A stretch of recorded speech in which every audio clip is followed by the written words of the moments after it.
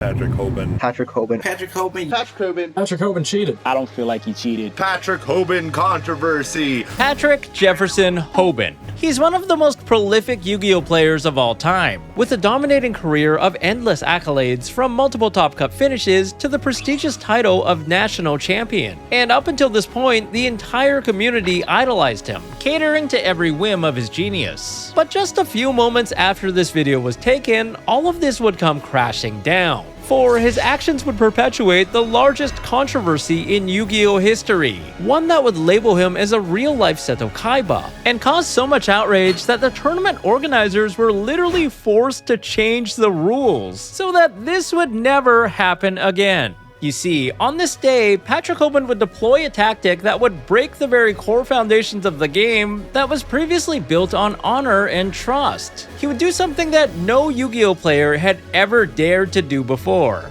He lied.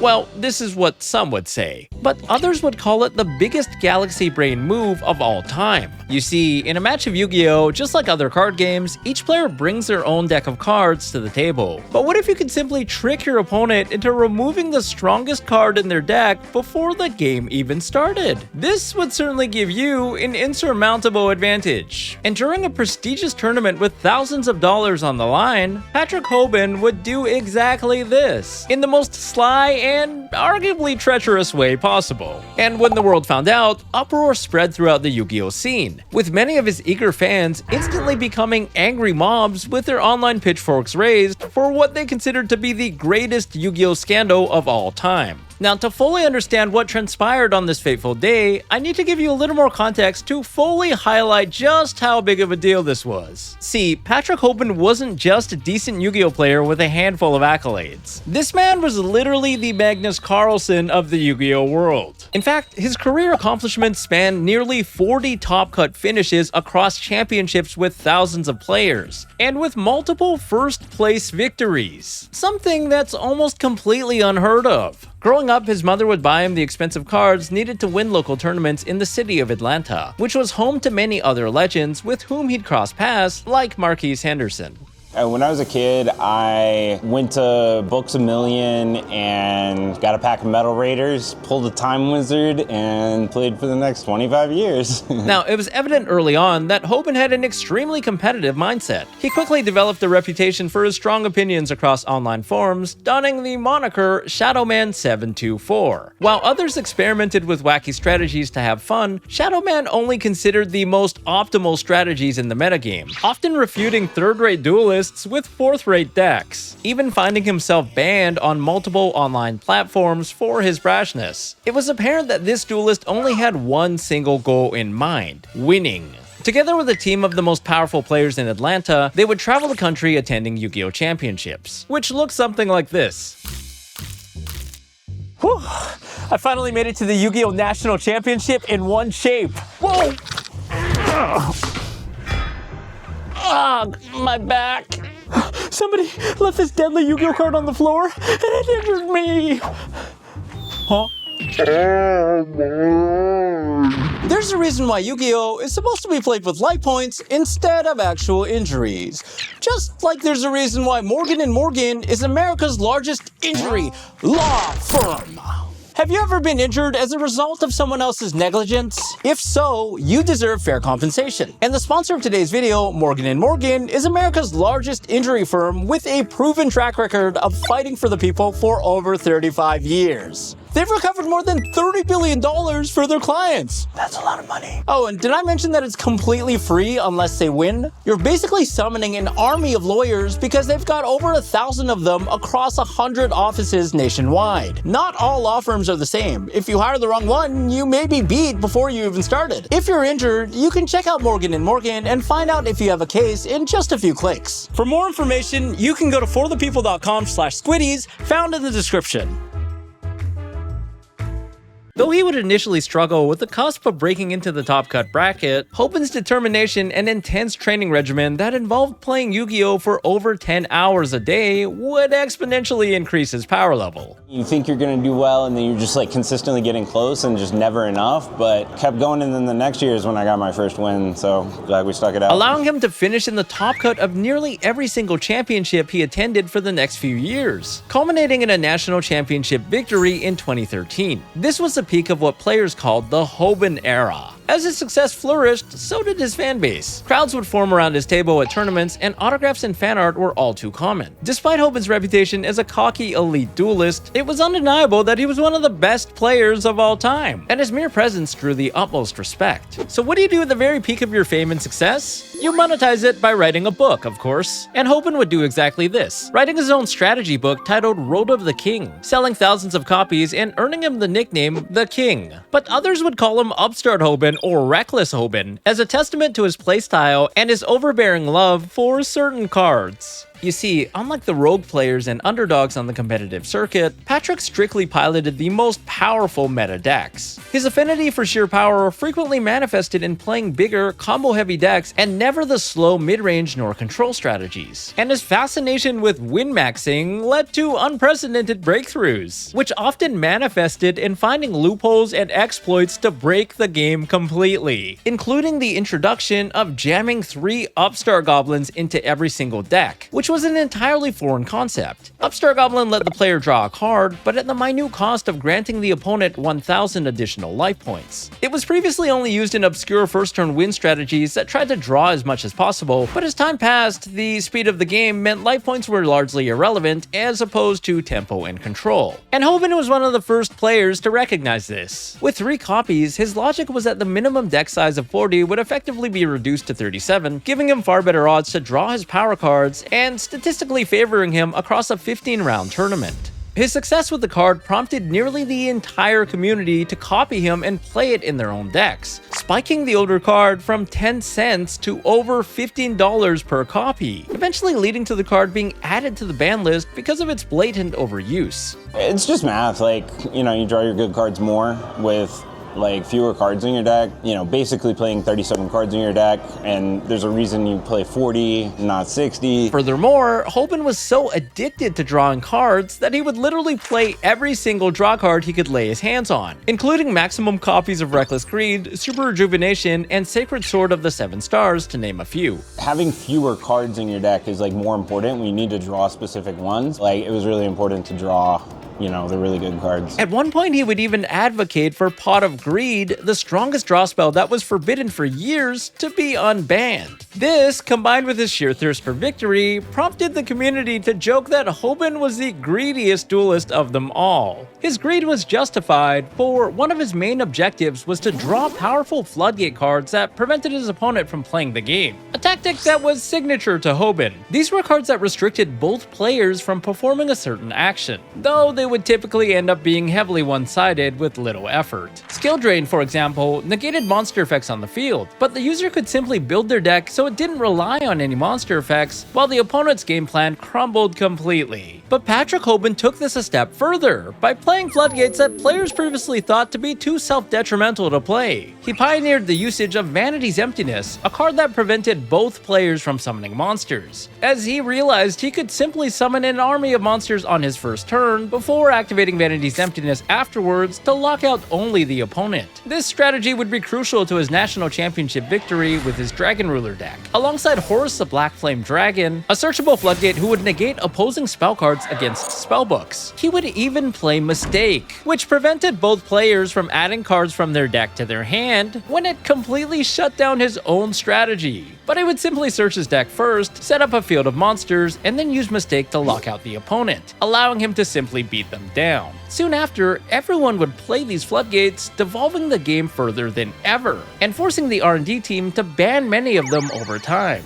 It feels like Emptiness was like really the first one, but you know, ever since then, and even to this day, oftentimes like we're just trying to floodgate if we can, but if you could be the first one to do it, then you'll at least get one good result before it ruins everything. Although these strategies pissed off many players, Patrick Hoban would keep winning. It was evident that he had an unrivaled ingenuity when it came to strategy and theory crafting. Players were stupefied with just how one man could be so dominant and innovative. And despite his reputation of being a heel in the online Yu-Gi-Oh scene, the people that met him in real life would say that he was a pretty stand-up guy, even letting his opponents take back moves and often supporting his local scene, including the younger Yu-Gi-Oh generation. Together with his continued success, this would cause his fan base to grow even further, propelling Hoban to be an A-list Yu-Gi-Oh celebrity. Also, if you guys are enjoying this video, don't forget to subscribe to the channel and touch that like button. Now here's where the first seeds of our controversy were planted. You see, as his success grew, Patrick Hoban couldn't shake the realization that despite his overwhelming power level and superior intellect, being a card game, Yu-Gi-Oh was still a game of variance. And from time to time, he would find himself losing to players much worse than himself due to luck and not skill.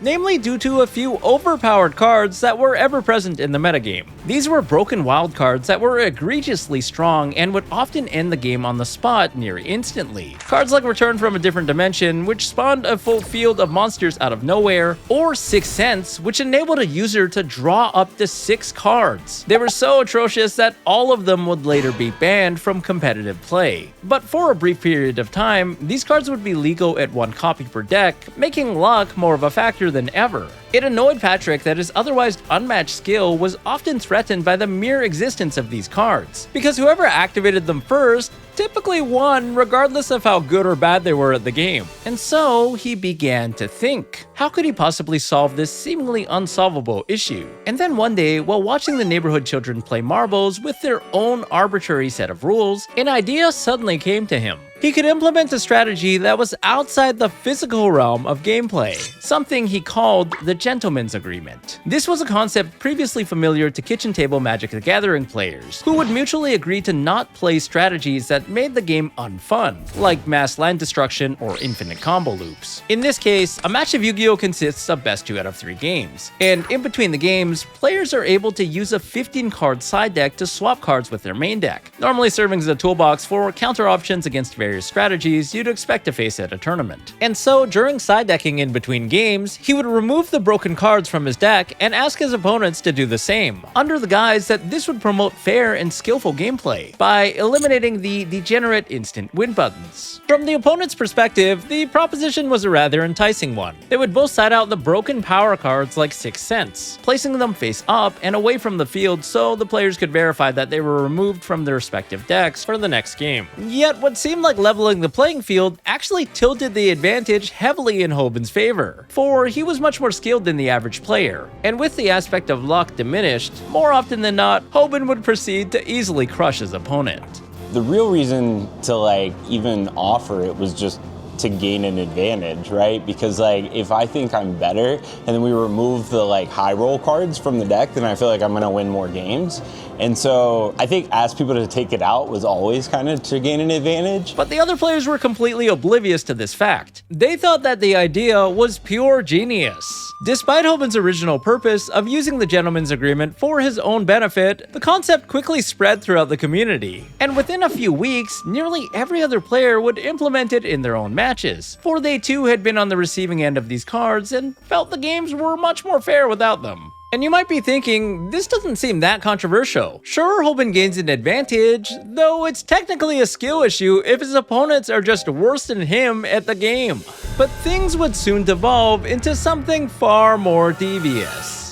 Enter Djinn, releaser of rituals, one of the most egregious cards in all of Yu-Gi-Oh history. When used as a sacrifice for a ritual summon, its effect locked the opposing player from special summoning any monsters as long as the ritual monster it gave birth to remained face up on the field. Though he was released years ago, Djinn was never regarded because ritual decks were never competitive, considering you needed a ritual spell card, the ritual monster, and adequate monster sacrifices that added up to the total level. So naturally, this card flew under under the radar. That is until 2015, when the Necros archetype completely overtook the game with its power creep. It was a ritual strategy that revolved around warriors and spellcasters who forged armor from the husk of fallen boss monsters, its name being a portmanteau of necro and cloth. The deck's hand, graveyard, and field disruption, coupled with consistent searchability and near infinite recursion, was so overwhelming that it immediately became the undisputed best deck. Every duelist and their uncle would instantly flock to play it, paying almost $1,000 for 3 copies of Necros of Brionac, but that's a different story for another time. And it turns out that Jin was the poster boy for this strategy, notably because it was searchable within the core Necros engine, with any 2 level 4 bodies combining into the Lavaval chain, who could then send any monster from the deck directly to the graveyard. And it just happened that Jin would have a second ability that allowed the user to banish it from the grave to serve as a sacrifice for a ritual summon. This meant that whenever a Necros player went first, they could easily set up the Jin lock and win the game on the spot, for the opponent would be unable to summon any monsters. As if it couldn't get any worse, the Necros cards could also protect their ritual monsters from being targeted or destroyed thanks to Necros of Trishula and Necros of Gungnir, meaning that even if you drew an answer to the ritual monster summoned by Jin, there was no guarantee that it would out the lock. Jin was a walking floodgate, and one that tickled Patrick's fancy. The idea of winning the game while his opponent sat there helplessly was certainly as enticing as ever. Naturally, this magnitude of unskilled gameplay prompted the player base to invoke the gentleman's agreement at every possible opportunity, so games wouldn't be decided by who went first and set up Jin.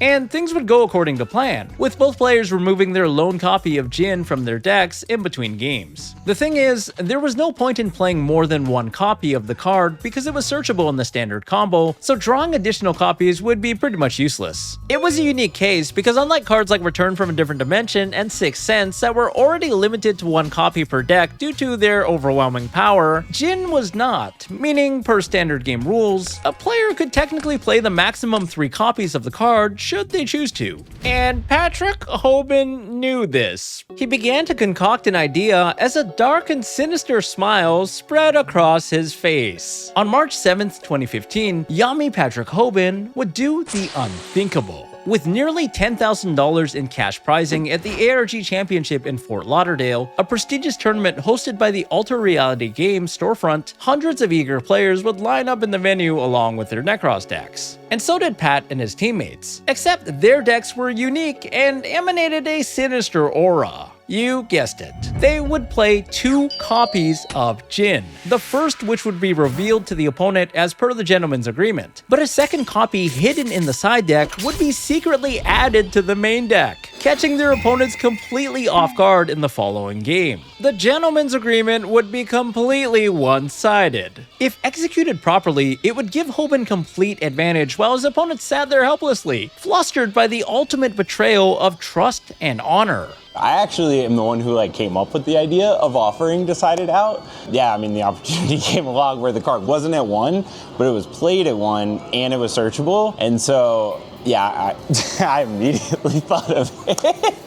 The first time we could have. But if this wasn't enough on its own, to reinforce his newfound win condition, they also played copies of Forbidden Lance in their main deck, a card whose sole purpose was to protect a monster from opposing spell or trap cards, namely Book of Eclipse, which was the only clean answer to the Jin lock, as it turned all monsters face down without targeting nor destroying them, thereby switching off the Jinned ritual monster. And Secret Village of the Spellcasters was his floodgate of choice that prevented the opponent from activating Book and other spell cards. On this fateful day, Patrick Hoban would banish his own morals to the Shadow Realm in order to win at any cost. But this series of events would not be exposed to the public until the tournament was nearly over. You see, Patrick would find himself in a feature match on live stream in round 9, where a bystander would point out that there were rumors of 2 Jins, leaving the commentators in an awkward situation. There was a round there where they were like, Patrick, has one in his deck, has 2. Oh man, So, does he? Yeah. So Yeah, it's probably. I don't know if that's real or not, but It's probably a that's thing. funny. But you're just being a savage at that point. All these questions really easy. Just grab Hoban's deck list.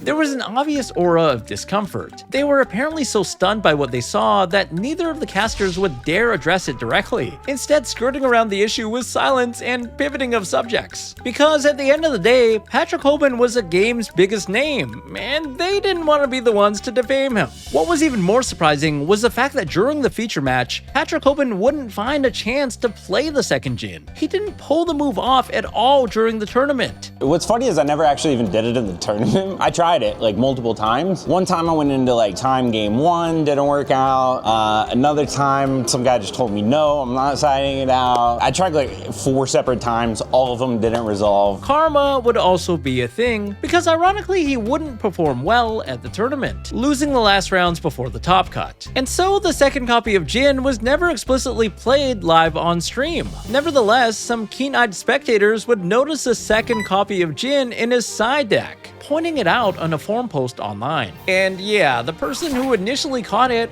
was actually me. The rumors instantly exploded, including a thread on a particular forum that had over 9 pages of responses within the first couple of hours. Could Hoban have actually dared to do something this unspeakable? They wouldn't need to wait too long to validate their suspicions, because one of Hoban's teammates, Ben Leverett, would pull off the technique and make the top 16 of the tournament, where his decklist was posted to the tournament website, revealing the 2 copies of Jin. My friend topped with it and he did it on stream. But yeah, it was definitely my idea. The internet erupted. Flames of disgust and unadulterated abhorrent shot through forums and social media, the likes of which had never been witnessed in the game's history. They couldn't believe that the game's best player would resort to such a scummy, dishonest tactic. Sure, he had a history of being cocky and prioritized winning at almost any cost, but in their eyes, the gentleman's agreement was supposed to be exactly this: a pact between 2 gentlemen who respected each other enough to impose a mutual agreement and make the game much more enjoyable for both parties. Instead, such a move would completely undermine this and betray them in a way that was simply unspeakable, especially when so many had idolized him in the past. And the fact that he had main decked Lance, a card that was borderline unplayable, only attested to the most sinister intentions with this strategy. They felt that Hoban had lied to them, misled them, drawn them in under the guise of fun and fairness, only to take the very thing that he himself had created and use it in the most disgusting way possible. Now, this was a scandal that had never been seen in trading card game history, never mind just Yu-Gi-Oh! And it would henceforth be known as the legendary case of Jin-Gate. Multiple threads on Reddit, including 2 on r/hobbydrama, would receive thousands of upvotes from people who generally didn't know a thing about the game, but found the moral dilemma interesting. Yu-Gi-Oh! Players would claim that it made their game look bad with their star player pulling off such a move, especially given that the game and its player base already had a negative reputation.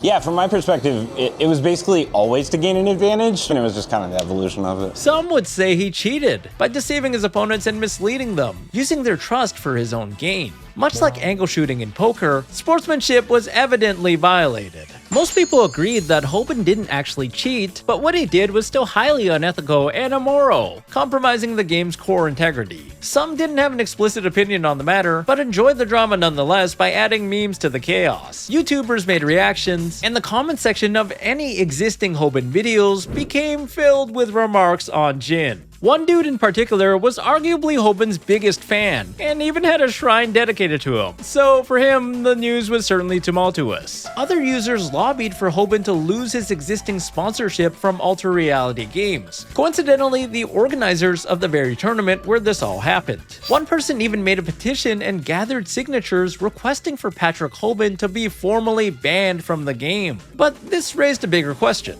Did Hoban actually break the rules? Because there weren't any rules or statements in the official tournament policy that stated he couldn't do this. Given the fact that the gentleman's agreement was something that the players enacted themselves, there was nothing that covered anything on the contrary. And Patrick and his team had obviously done their due diligence before attempting such a crazy move. The Yu-Gi-Oh! Community had never been saltier. Debates would occur on Facebook with hundreds of comments and insults, of course, not just at Hoban, but also at each other, because the Yu-Gi-Oh! Players just could not come to a consensus. While many despised his actions, others would say it was ingenious. And so the matter was quickly brought to the attention of the High Judge Council, a group of the most elite Yu-Gi-Oh! Judges who were the grand adjudicators of the rules. And the Supreme Justiciar at the very top, who went by Julia, would make a rare public statement herself, stating the following: "Your opponent is never obligated to give you any valid information on things that are not public knowledge, and you should not think that they will. Your opponent is on your opponent's side. They are not on your side. I recommend that you do not enter into these kinds of deals or gentlemen's agreements, because sadly, there is a dearth of gentlemen playing card games." She then followed it up by saying, "While these actions are not against current tournament policy, I do not respect them. These all fall under what I've generally referred to as dick